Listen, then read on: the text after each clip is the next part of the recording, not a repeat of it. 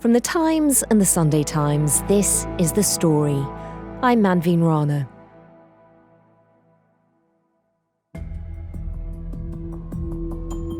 So it happened on Thursday when we got alerts from the court saying that there had been this extraordinary court case which mentioned Prince Andrew.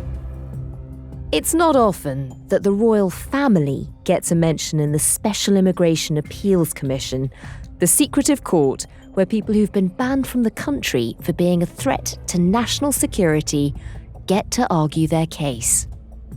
What had happened was an alleged Chinese spy had been trying to overturn a ban on him entering the UK. So this is a 50-year-old Chinese businessman who had been stopped from entering the UK a couple of years ago by the Home Office, who had ascertained that this man was potentially a threat to national security and had given him a ban from ever entering the country, which he was then seeking to have overturned, which was unsuccessful because the court ruled that the Home Office was right.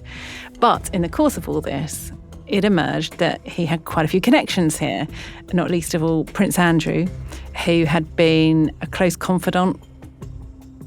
How did Prince Andrew, already the black sheep of the House of Windsor, get involved with a man alleged to be a Chinese spy?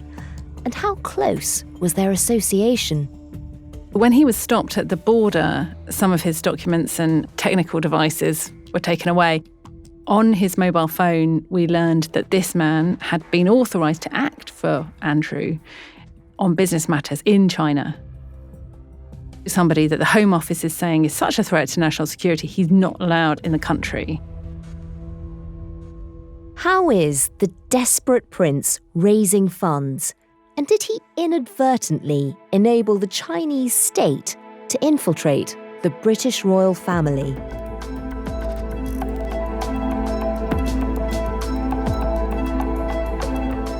The story today: Prince Andrew and the Chinese spy.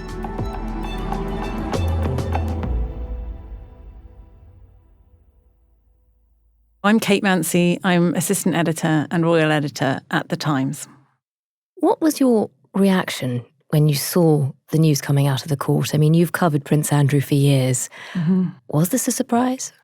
I think anything like this is always a surprise because the fact that somebody who the Home Office has deigned to be such a risk to national security that they're not allowed in the country could be so close to Prince Andrew. And I've never ceased to be surprised, actually, by the Prince Andrew stories and his lack of judgment because, you know, we see it time and time again and you think, oh, he must have learnt his lesson now. You know, it goes back years and years. So I was surprised. And a lot of this stuff is quite recent as well.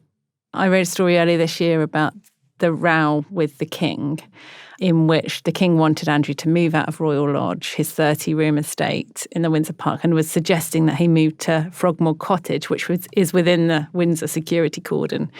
And so it's cheaper. They don't have to pay for extra security for him. Yeah, it's cheaper. And the king was funding that security to at least $3 million a year. He was also giving Andrew a very generous living allowance to maintain his lifestyle on top of that, thought to be a $2 million a year. And the king was saying, I'll still give you the allowance, but I think you should move to Frogmore Cottage. Andrew said no. Charles said, if you don't go, I'm going to stop the money. Well, Prince Andrew's living arrangement scandals are heating up today with new reports about him refusing to leave Royal Lodge. According to the Daily Mail, the Duke of York is refusing to leave the cottage while some renovations take place. That's because if he were to leave, he's worried he will never get back in. And duly, he was good to his word. The king stopped his money in September and Andrew has subsequently found the money to stay there. So he needs at least $5 million a year for the rest of his life if he wants to carry on living at Royal Lodge. That's a lot of cash for somebody who doesn't have any discernible form of income. The question surrounding that was always, where is Andrew getting the money from? This now raises more questions. It makes us wonder whether these business deals that we know now that he was doing with this character in China could have been some form of the income that he's been getting to build up his coffers to be able to allow him to stay living independently, essentially, without the largesse of his brother. So we knew he was desperate. He needed money. And we know the man he's been involved with in a business capacity as far as we know, clearly is seen by the Home Office as a threat. Take us back to that court case. It's not often that an immigration court gets as much attention as this particular case has brought to it. What do we know about the man we've been calling H6?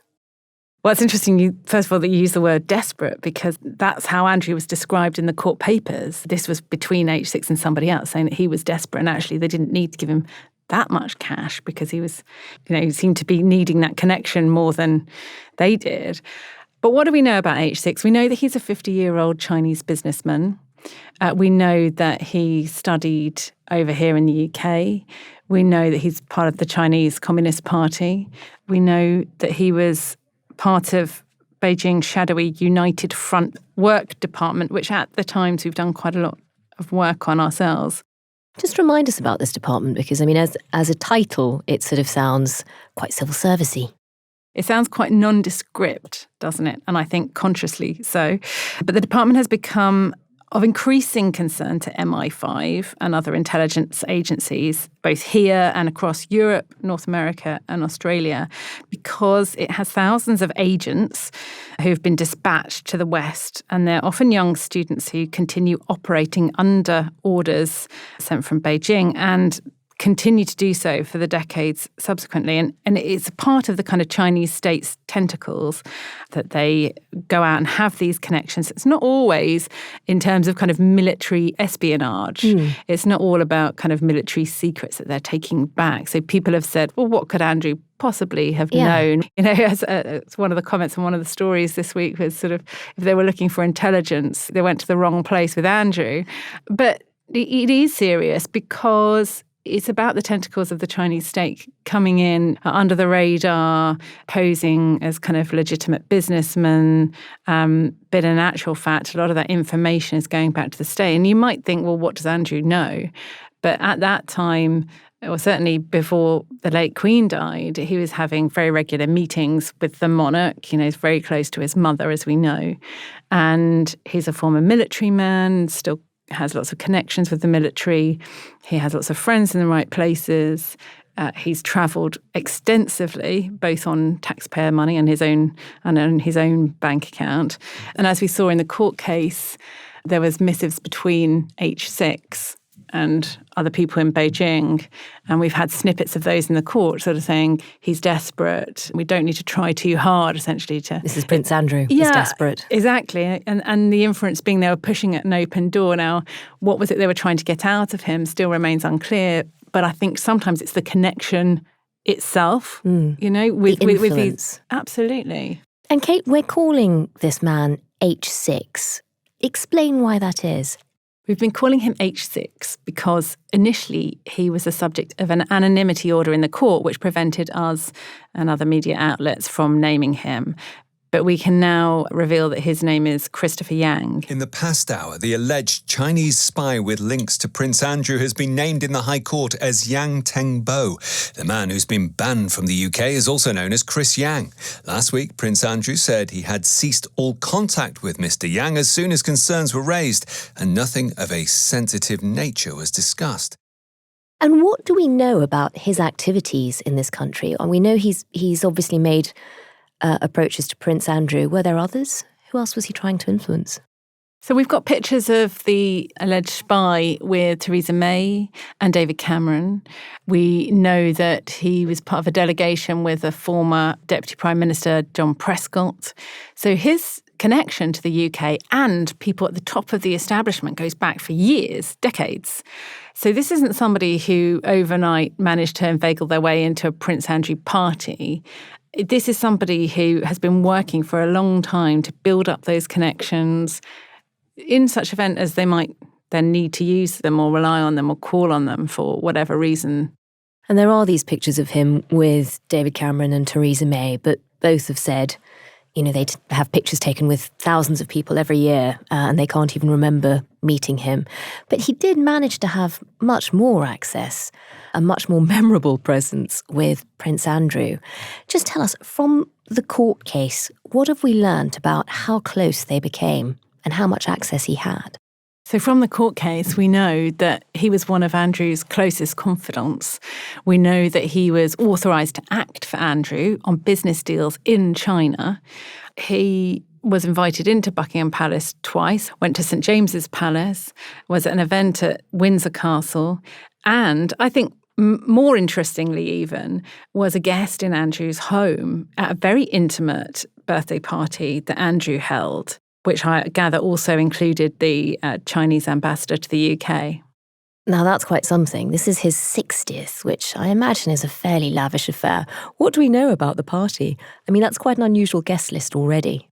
So we're going back nearly 5 years, because he's 64 now, Andrew, and his 60th birthday would normally, as a second son to the then sovereign, would have been a big affair.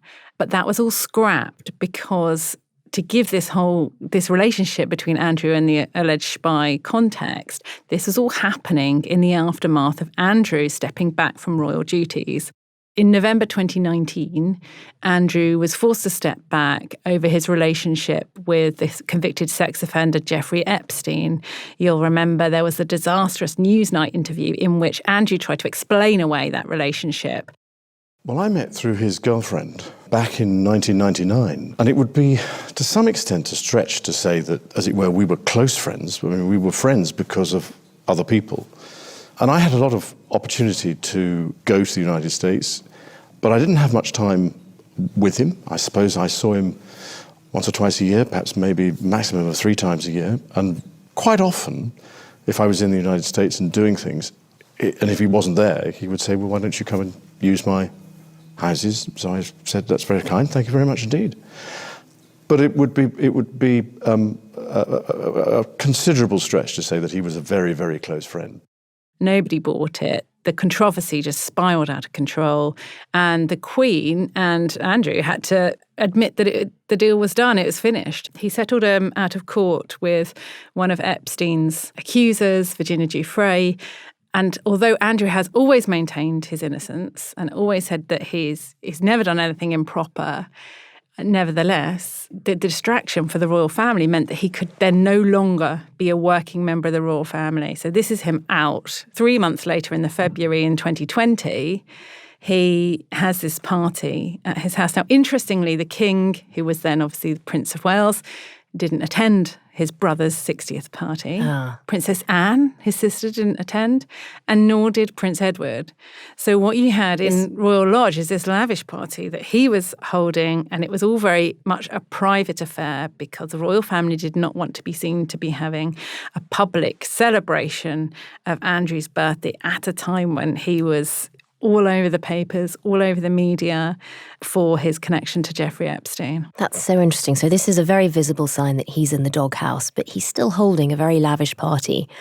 And as you said earlier, at a moment when you'd think he'd be worried about reputation, it would have been writ large after the scandal that he was already enveloped in, he somehow invites both the Chinese ambassador and this man, who we now know to be a Chinese spy. You might think, what a terrible error of judgment, which obviously we do now, perhaps looking back on it. But this was a time at which Andrew needed friends badly.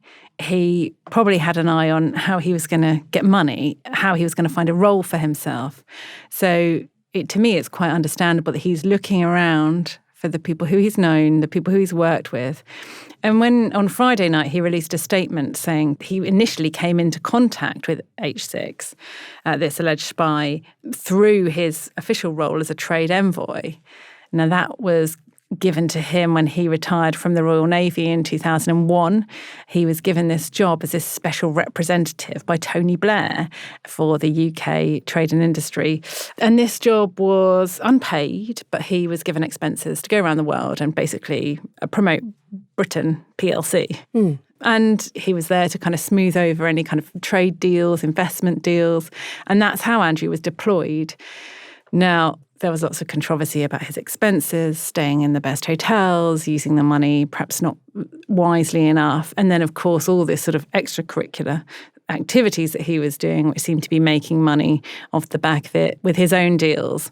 Eventually, that role came to an end under David Cameron about a decade later. And he's carried on with that royal role until, of course, 2019 when he was sacked from that as well. Yeah. So we know they met while Prince Andrew was a trade envoy. What do we know about their business dealings since then? We know that they co-founded Pitchett Palace China together. Pitchett Palace was a Dragon's Den style initiative that Prince Andrew started, much to his credit at the time. It was the idea that you can get young entrepreneurs in, they needed investment, and Andrew could then also bring in the big boys with lots of money, the big firms, who would then put their money behind these young entrepreneurs and make things happen, make business deals happen. And Andrew could be this conduit for this, which seemed like a great idea. He then started a kind of a different version of that, kind of Pitchett Palace Global Partners. And that was interesting because that was less of a charity, and that was a private income stream for Andrew, who was taking 2% from a lot of the contracts that were done. So that was, whether he should be doing that or not was questionable. And as part of the turning it into a global enterprise, he had this China arm of it. And that's where H6, who he says he met during his trade envoy days, came in and helped him set that up. So when we hear about them being a close confidant, they certainly were working very closely together. And Kate, a lot of what we know about their relationship comes from this letter, which was brought to light in the court case from a very close advisor to Prince Andrew. Tell us a bit about him. Who is he? Dominic Hampshire is known to people in the palace and has a role that goes back to the 1990s. So he was an equerry to the Duke of Kent, and he was captain in the British Army. So he travelled around the world with the Duke of Kent and was an aide, a kind of a well-known kind of palace aide, if you like. He's also a golf buddy, I understand, of Prince Andrew. And then ended up, through the connection through the family, ended up working for Andrew and advising Andrew. So they're connected in terms that he's an advisor, he was known to the palace, but also there's this financial connection. Right. And you find this quite a lot with Andrew, that his friends, are often business associates as well, or there's a way in which they can help each other mutually, financially, as well as just being chums. So Dominic Hampshire starts off as an equerry, he's a palace aide, becomes a business partner and also clearly a mate. He's a man Prince Andrew plays golf with. They clearly are very close. Just give us a sense of some of the snippets from this letter, because it is an extraordinary read and it was an extraordinary bit of evidence in court. So on the alleged spy's phone, it was found to contain a letter from Dominic Hampshire, and the letter's dated March 2021. It refers to the businessman being invited to the Duke's birthday party, which is where that information first emerged. And Hampshire wrote, "I also hope that it is clear to you where you sit with my principal and indeed his family. You should never underestimate the strength of that relationship. Outside of his closest internal confidants, you sit at the very top of a tree that many, many people would like to be on." Wow. Another letter from Hampshire confirmed that the businessman was authorised to act for Andrew in meetings with potential partners and investors in China for an international financial initiative known as the Eurasia Fund. So we heard in court that the alleged spy had formed an unusual degree of trust, we were told, with the Duke of York. And that seemed to be underlined by another letter in which Mr. Hampshire says, "Under your guidance, we found a way to get the relevant people unnoticed in and out of the house in Windsor." And it's interesting that these are people who they don't want to be seen going in or out. Mm-hmm. There's also a sense that perhaps a lot of the officials around the palace wouldn't have liked them being there in that letter. This is a thing that has really riled palace insiders who I've been speaking to since this story broke, who say it's that letter that really annoys them. The idea that they were trying to circumnavigate private secretaries as well in order to get these people in and out. Now, just tell us what the letter says. So it said that they had, quotes, "wisely navigated our way around former private secretaries, and we have found a way to carefully remove those people who we don't completely trust," close quotes. Now, this has riled palace insiders who I've been speaking to since the story broke to say this shows that someone who's acting for Andrew is saying, never mind the machine, never mind the palace and all the checks and balances that they so carefully put in place to ensure this sort of thing doesn't happen. He's putting it in a letter to say they don't matter. None of that matters because we've got a back door in which to get you in, essentially. That's how that reads. And, we don't know the full details of what they did or who the relevant people were or how they were giving those former private secretaries the slip. But that has really riled people at the palace who work very, very hard to ensure that, the reputation of the monarchy and the royal family is beyond reproach. And here you have somebody who's willfully and, it seems to be gleefully trying to sidestep all those checks and balances to get these people in. And now look what's happened. And this is what the courtiers will say. The courtiers always say, this is why we're here. We're not just the men in grey suits, and women, obviously. We're here for a very good reason. And we do our job really, really well. They're the kind of civil service of the palace. But there you go. That's what happens when you sidestep them, I suppose. So this is Prince Andrew and his advisor, Dominic Hampshire, sidestepping all of the checks and balances, all of the people who might have stopped this from happening to get these people in to the Royal Lodge and to carry on with the access. In court, we did also learn that there were letters back to China about the whole experience. So, there is no... It's very hard to put an innocent spin on it. Well, yes, because we saw as well in H6's documents back to China, there's a document in one of his devices which lists main talking points for a call that he was going to have with Prince Andrew. And it states, important, capital letters, manage expectations. Really important to not set too high expectations. He is in a desperate situation and will grab onto anything. Wow. The court assessed that this meant H6 was in a position to generate relationships between senior Chinese officials and prominent UK figures, which could be leveraged, that's the word that was used in court, for political interference purposes by the Chinese state. So not just the letters that we saw in court, but also the court's analysis of those letters. It shows you the gravity of the situation, I think, and the fact that was something untoward going on. If you're slipping people in under the radar, which is what Hampshire's missives state, or certainly heavily imply, why do you need to give the former private secretaries a slip? Why would those former private secretaries not want these people in? Perhaps because you're doing something that's going to bring the royal family into disrepute, or you're doing something that frankly, other people are going to disapprove of. So what was that? What were those deals that were going on? And in many ways, it's shone this spotlight onto this fantastic, interesting relationship between the Chinese state, how it infiltrates the upper echelons of British establishment and the royal family, but also raises lots more questions about what those tentacles were reaching out to try to find. And we know the judgment from the court was damning about the implications of this. This is clearly... They saw it as a Chinese spy wielding influence within the establishment through a desperate Prince Andrew. What has Prince Andrew said about it since? Prince Andrew was initially, as he often is, very quiet. But then on Friday night, he released a statement from his office in which he said that he'd cut all ties following advice from officials and insisted that the pair had never discussed anything of a sensitive nature. The statement said, the Duke of York followed advice from HMG, His Majesty's government, and ceased all contact with the individual after concerns were raised. The Duke met the individual through official channels with nothing of a sensitive nature ever discussed. He is unable to comment further on matters relating to national security.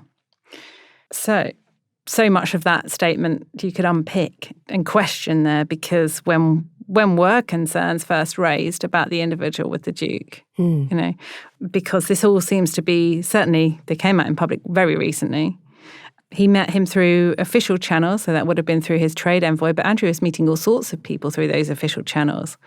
So just to say that he met H6 through this role, I don't think really is a way of explaining away their continued friendship, and certainly the fact that they then appeared to be so closely tied on business deals together with this alleged spy acting on Andrew's behalf.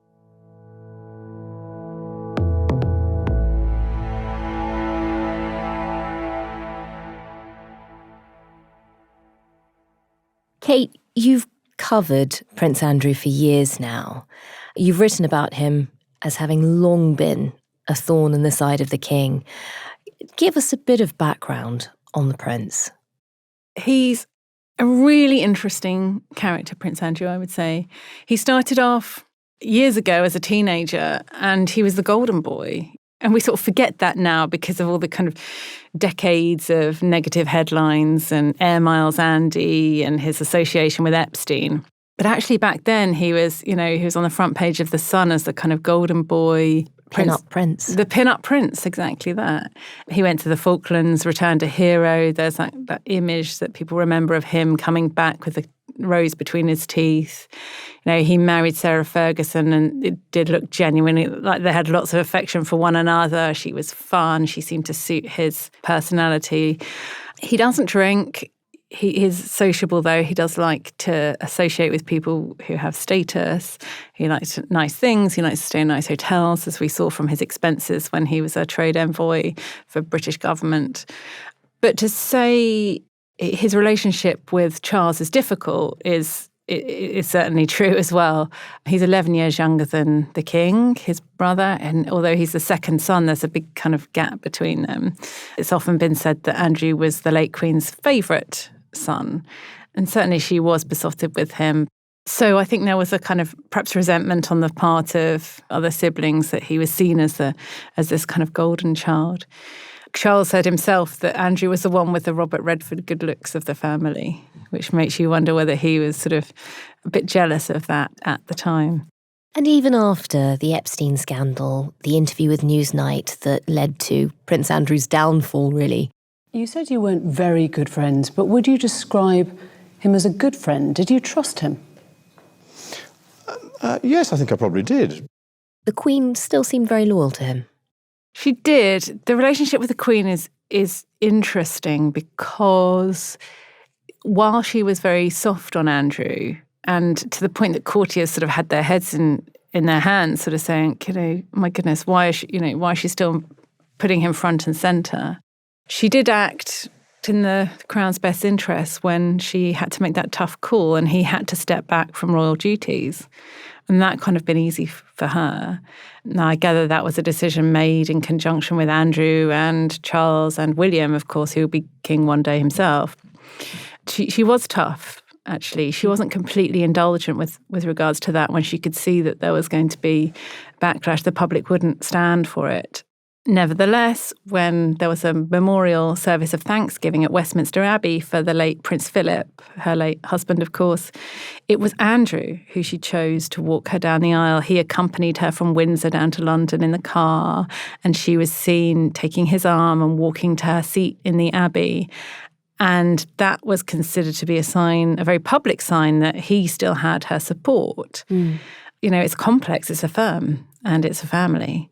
And there are sort of those familial ties of love and blood. And even the king, acknowledges he's his brother and he's not going to divorce his brother. There's a bond of blood, as it was described to me, between Charles and Andrew, that Charles would always have a kind of reverence and respect for. And yet he has become an embarrassment. When he had to step back after the Newsnight interview, we saw lots of changes in his role. Not only did he step back, but he was stripped of his military roles. He was dropped by a number of charities. What should we be watching for now to see if the royal family is sanctioning him again over this Chinese spy story? Well, as we run up to Christmas, there are lots of family events which, as a member of the family, Andrew will be invited to. There are also public elements of those private family events. Now, I've been told by palace insiders that wouldn't it be the decent thing if Andrew decides that the public elements of the private visits he doesn't attend. So he keeps a low profile so as not to detract from the Christmas show of unity from the rest of the family. Of course, on Christmas Day, the family go to church at Sandringham, and there's a walk. We often see the royal family walking to church on Christmas Day. Andrew has been amongst them even after he stepped down from his official royal duties. He's been part of, the little convoy, the walking convoy of pedestrians that we see all the members of the royal family going up there. That too has been proposed to me by people close to the palace that wouldn't it be nice if perhaps Andrew hung back, who wasn't seen walking with the king on this instance, while he's in the spotlight, while this is all on him? It's interesting because that does bring us on to some of the parliamentary response to this. And politicians have been furious and alarmed by what they've heard of this story. Just talk us through some of the political reaction. It has been swift and quite vociferous, the political reaction to Prince Andrew in this case in general. Some people calling for more transparency over his role. Some people calling for more transparency over royal finances. So where is Andrew getting his money from?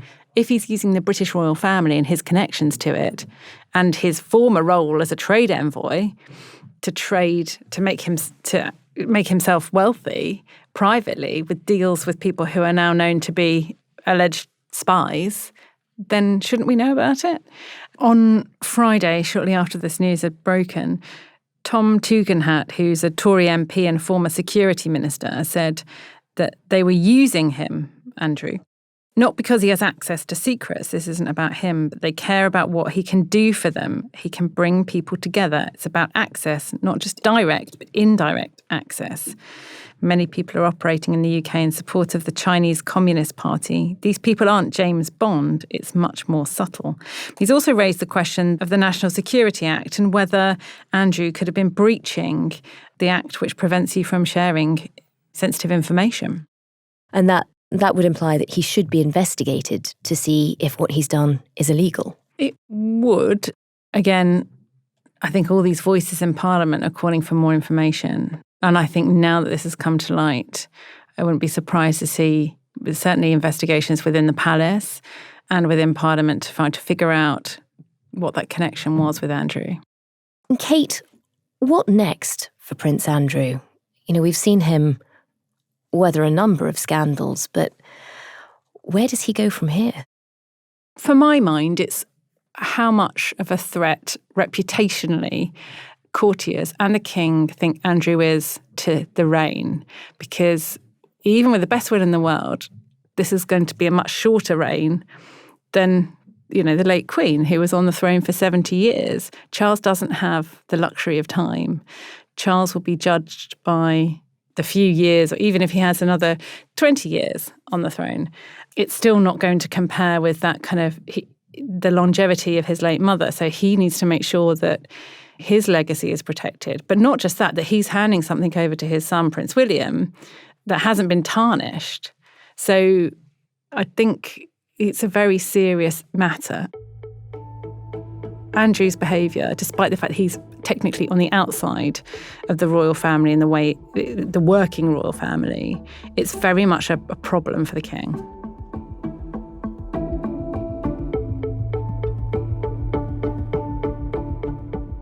That was Kate Mansey, assistant editor and royal editor for The Times.